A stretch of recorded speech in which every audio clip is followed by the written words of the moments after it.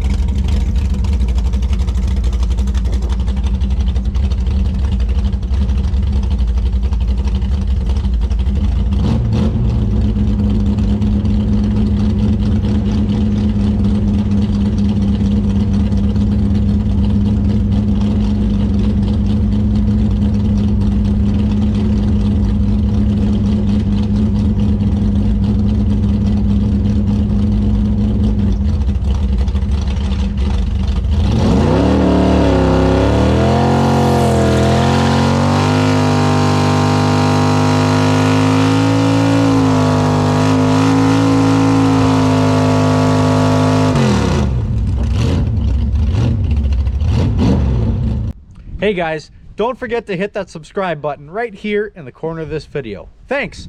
On with the show.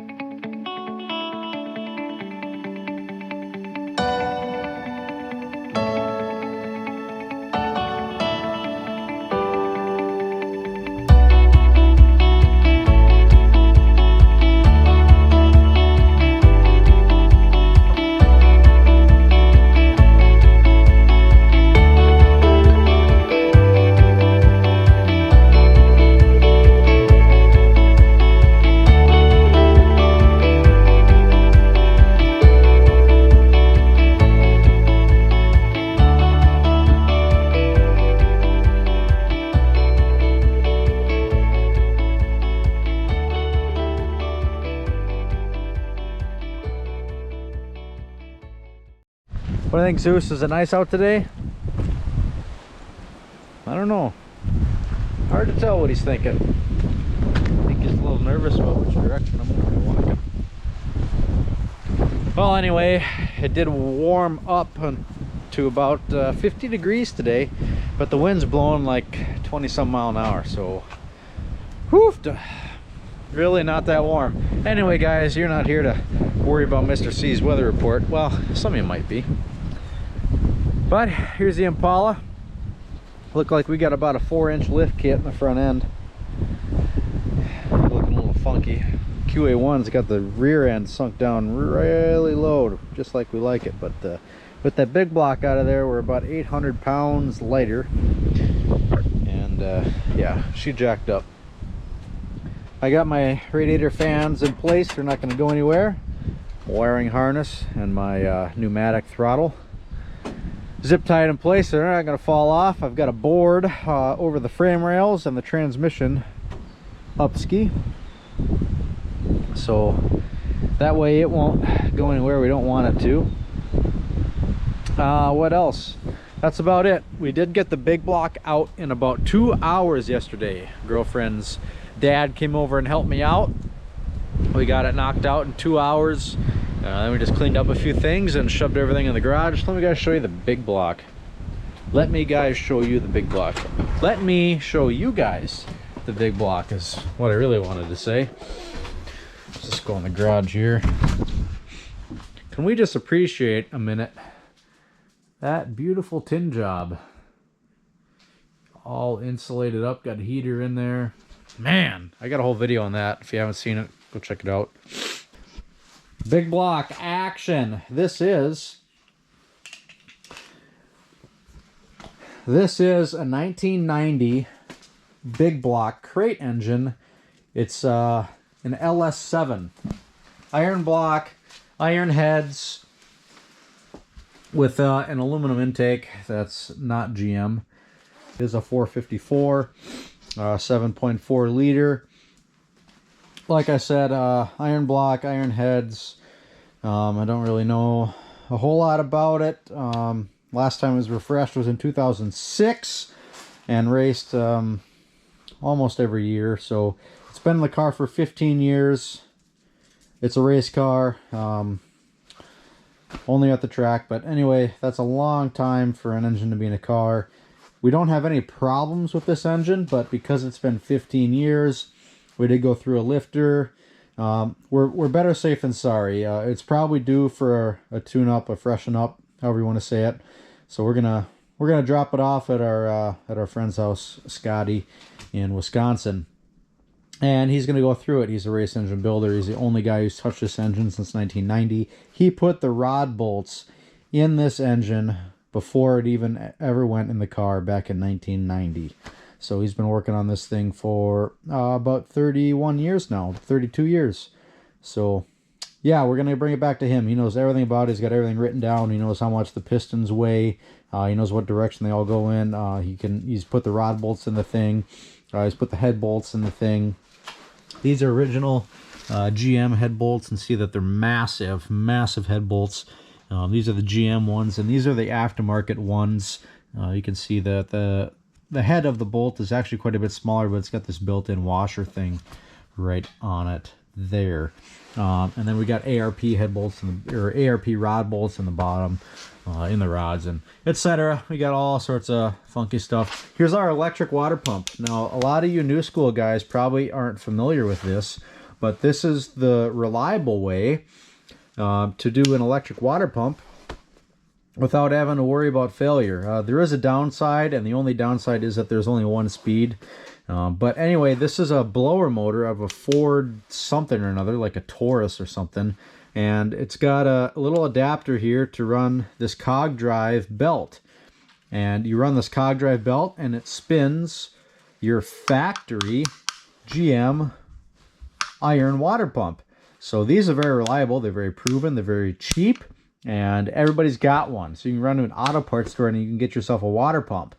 And you can also run to an auto parts store and get you a blower motor for a Ford, I think Taurus, I don't really remember, but and they all got them. Whereas if you got an electric water pump that bolts onto here, the only guy that's going to carry that locally, well, nobody. You're going to have to get that from Jegs or Summit. You're not going to get that at your local Napa or O'Reilly Auto Parts. So that's the reason we go with this. It's much more reliable, much more available. Zeus is yamping on a ball over there. Attaboy. And so you new school guys probably aren't familiar with this, but this is the way to go with an electric water pump. Race car stuff, that's real race car stuff right there. Pull a carburetor, I don't know what size, MSD distributor. Race car red spark plug wires. Our buddy Mortsky over there, he knows all about the race car red spark plug wires. That adds like 50 horsepower right there, at least. Casting numbers, got casting numbers here. Not terribly important. Let's see. I know that there was an LS7 casting on here. I've seen it before. I don't remember where it is now. And I'm not the most familiar with castings.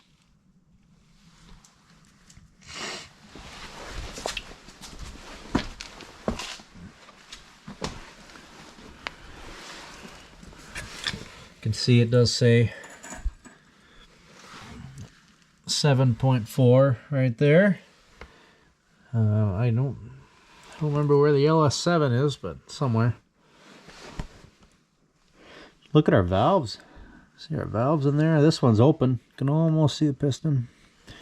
Just about see a piston. See a valve in there. Got a valve in there. They look pretty good. Anyway, all that stuff's gonna get new, freshened up, and all that stuff's gonna be new, freshened up, cleaned up, better than ever. This engine's old, starting to leak. You know, who knows? But whatever it's making now, we're gonna have it dynoed on the engine dyno, and we're gonna tell them whatever power it's making now, we want the same power, or maybe a little more. I haven't decided if I want to change fuel. It runs on 110 octane right now, which is hard to get and very expensive. I've considered going to E85, which is equivalent of like 113 octane or something like that. So it's almost equivalent to race fuel. It's slightly more readily available. You can always buy a drum of it and have it around in your trailer. But I've also considered going to 91 or 93 if we can make the same power in 91 or 93 octane. Maybe be a little bit more reliable or something like that. That's something to think about. I haven't decided. What do you guys think I should do? Should change fuel. 110 octane is what it runs on now. Should we change the E85, 91, 93, or should we leave it? I don't know. I'm up to opinions. Let me know what you guys think. This is a race-only engine. There is some opportunity to drive it on the street, somewhat. You know, maybe we could do some of these drag and drive events with the Impala too. Something I'd like to do in my dreams. You know, we're only one gear vendor away from doing a drag and drive event, and you know, probably not some solid lifters and stuff, but just means you got to adjust them more often, I guess. All right, guys, that's a big block.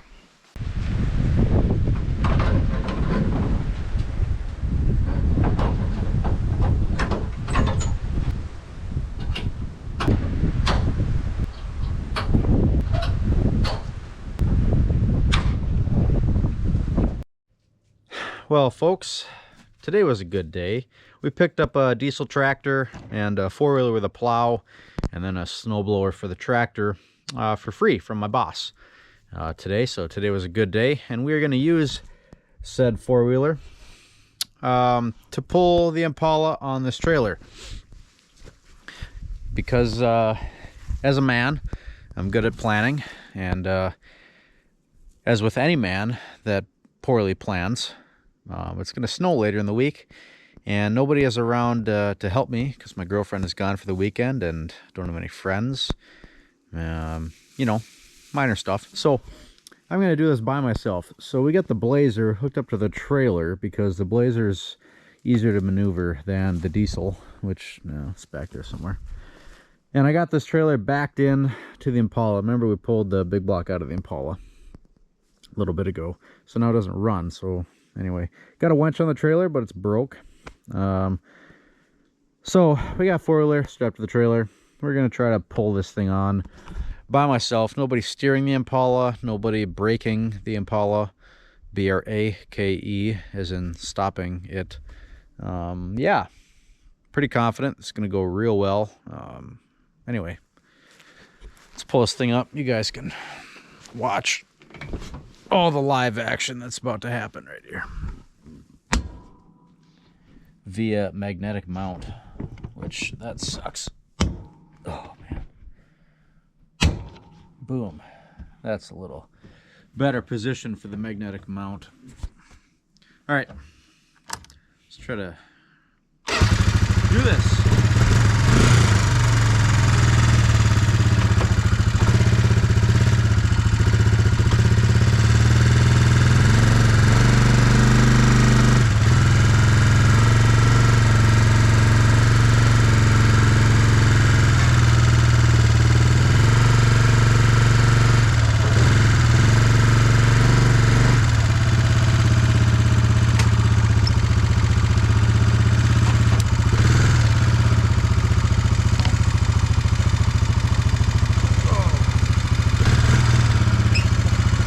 Hit the first snag.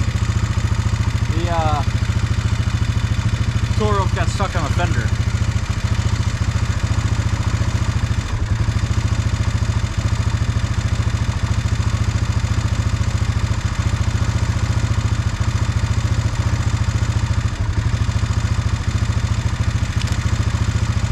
Oh, let's try that.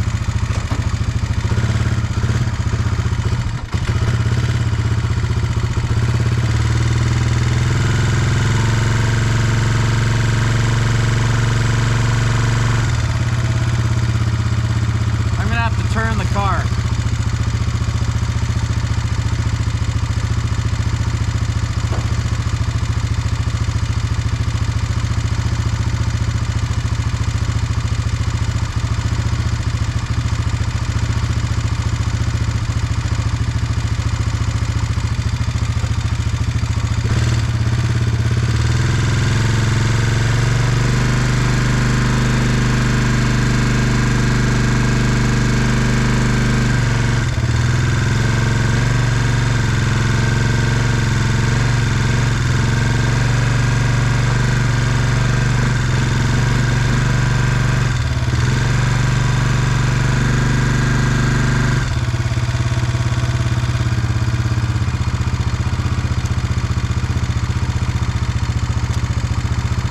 It's actually going somewhat well so far.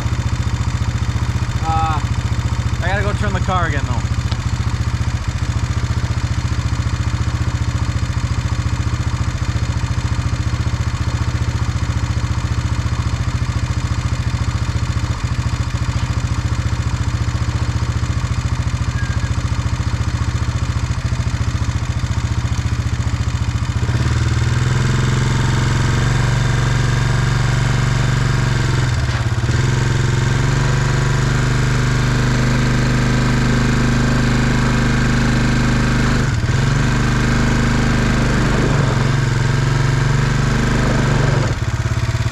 Doing a four-wheel drive burnout with the four-wheeler.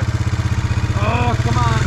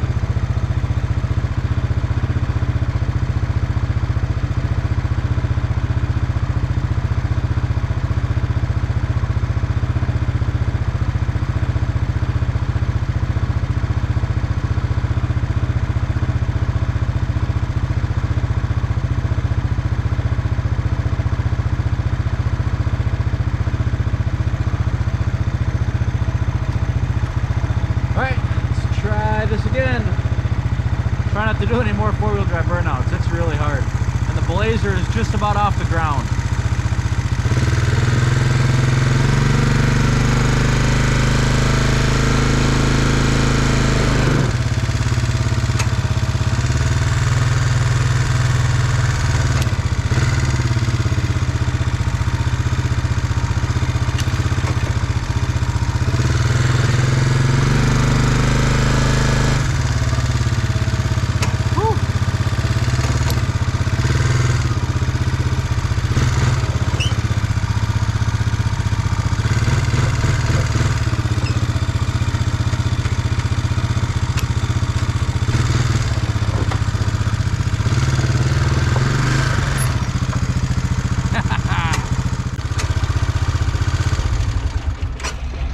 Oh, boom, that's it. Whew. All right, let's see the aftermath. Look at these ruts that the four-wheeler made. Holy cow. I can put my foot dead even in those things. Crazy. Blazer's hooked up. It was almost off the ground at one point, but we got her good. No engine in the Impala, so the front end is about 1,000 pounds, give or take, probably 800 pounds lighter, which means I've got it further forward to keep the weight transfer about the same. We got a lot of parts like radiator and intake and headers and stuff in the trunk, so that's putting more weight back there. Anyway, we got it further forward. Should be good there. Slick is rubbing a little bit. I don't really like that, but it's not made, trailer's really not made for the slick to go that far forward. We do have it over to one side, I guess, a little bit too far, but slick is rubbing, unfortunately.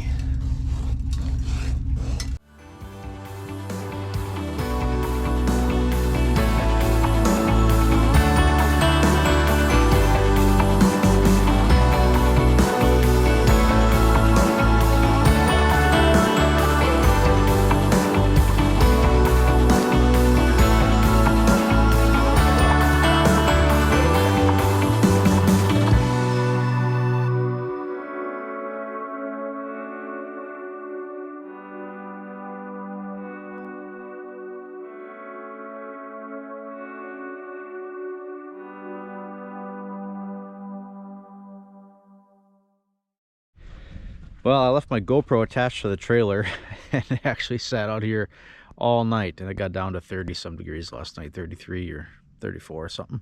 Anyway, we're back out here in the morning. Found my GoPro. Super Duty hooked up to the car trailer with the Impala put on the car trailer. As you saw last night, we got her chained down all the way forward for a weight transfer, ready to rock and roll. But anyway, this is as good as it's gonna get for the Impala for the winter, I guess. Yeah, we're gonna take it to heated garage, girlfriend's parents' heated garage, later in the week. End off the video there. That's all you guys need to know. All the rest is boring, logistics and stuff. So thanks for watching. We'll see you next week on the Mickelson Racing channel. Don't forget though, like and subscribe right here in the corner.